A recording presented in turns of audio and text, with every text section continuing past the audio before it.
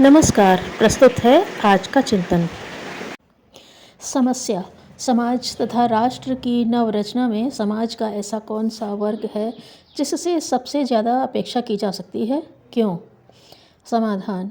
समाज की नवरचना के उपाय सोचते सोचते इस निष्कर्ष पर पहुंचना होता है कि यदि अध्यापक वर्ग इस शुभ अभियान में अपना थोड़ा सा भी समय देंगे तो शीघ्र ही आशाजनक फल सामने आते दिखाई देने लगेंगे।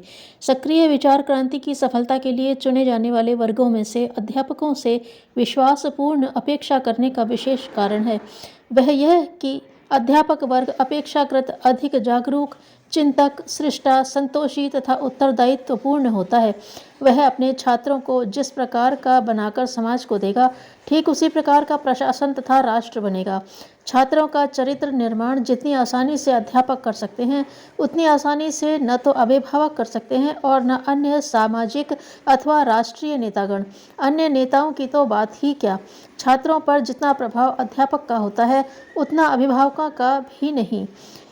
अध्यापकों को अपने छात्रों पर फैले हुए इस अधिकारपूर्ण प्रभाव का व्यक्ति निर्माण के रूप में राष्ट्र निर्माण की दिशा में अवश्य ही उपयोग करना चाहिए। आज तक की राष्ट्रीय आंदोलन तथा बलिदान परंपरा इस बात की साक्षी है कि देश धर्म के लिए उत्सर्ग करने वालों को प्रेरणा देने वाले मूल रूप से अभिभावक नहीं, अध्यापक ही रहे हैं।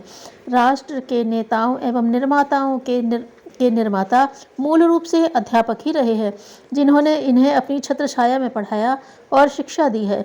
गुलामी के अंधकार युग में जिन अध्यापकों ने राष्ट्र के निर्माताओं को प्रकाश दिया था, वे आज स्वाधीनता के युग में राष्ट्र की गिरी दशा सुधारने में उदासीनता दिखलाएंगे। इसका न तो कोई कारण दिखता है और न ऐसा विश्वास ही किया जा सकता है। इसलिए कोई भी राष्ट्र तथा समाज का हित चिंतक आशा भरी दृष्टि से अध्यापकों की ओर देख सकता है और अपेक्षा कर सकता है कि आज के अंधेरे में वह राष्ट्र की नवरचना में प्रकाश की किरण बनकर आगे बढ़ेंगे। समस्या। जीवन के उत्तरार्ध का श्रेष्ठतम सदुपयोग कैसे किया जाना चाहिए? समाधान। मनुष्य को अपनी जीवन संपदा का आधा भाग अपनी शरीर यात्रा के लिए रखना चाहिए, आधा सामाजिक उत्कर्ष के लिए लगा देना चाहिए। सामाजिक उत्कृष्टताओं के अभिवर्धन, सत्परंपराओं के संचालन और विकृतियों के निवारण के लिए निरंतर प्रयत्न किया जाना आवश्यक है। यह प्रयोजन सुयोग्य, अनुभवी और निष्प्रह लोगों के द्वारा ही पूरा हो सकता है। अनेक सत्प्रवृत्तियों के गतिशील रहने से ही समाज की श्रेष्ठता और महानता सुदृढ़ रह सकती है। इस कार्य के लिए ढलती आयु के व्यक्तियों को अपना जीवन समर्पित करना चाहिए। उसे उदारता, दान, परमार्थ, धर्म, पुण्य कुछ भी कहा जा सकता है। ऋण चुकाना या कर्तव्य पालन भी इसे कह सकते हैं।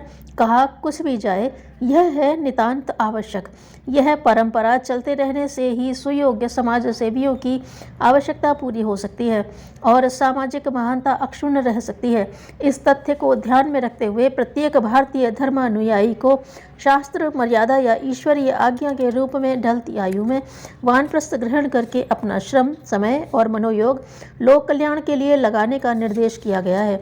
जीवन के उत्तरार्ध का श्रेष्ठतम सदुपयोग शास्त्रकारों ने यही बताया है कि इसे ज्ञान साधना, तपश्चर्या एवं लोक मंगल की परिव्राजक प्रक्रिया में लगाते हुए आत्मकल्याण एवं विश्व कल्याण का प्रयोजन पूरा कर लें। समस्या। जीवन साधना के चौथे व अंतिम चरण आत्मविकास को किस प्रकार पूर्ण किया जाए? समाधान।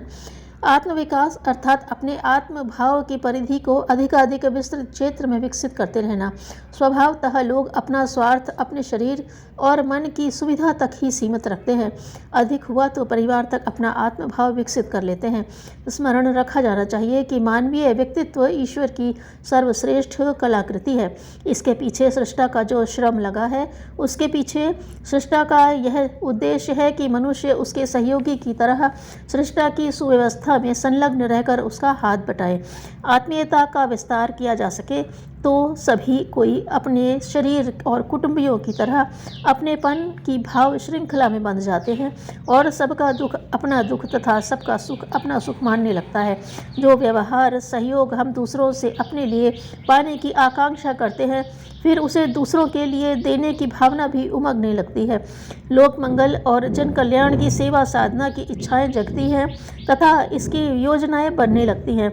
इस स्थिति में पहुंचा व्यक्ति सीमित न रहकर असीम मुहिम बन जाता है और इसका कार्य भी व्यापक परिधि में सद्प्रवृत्तियों का संवर्धन बन जाता है।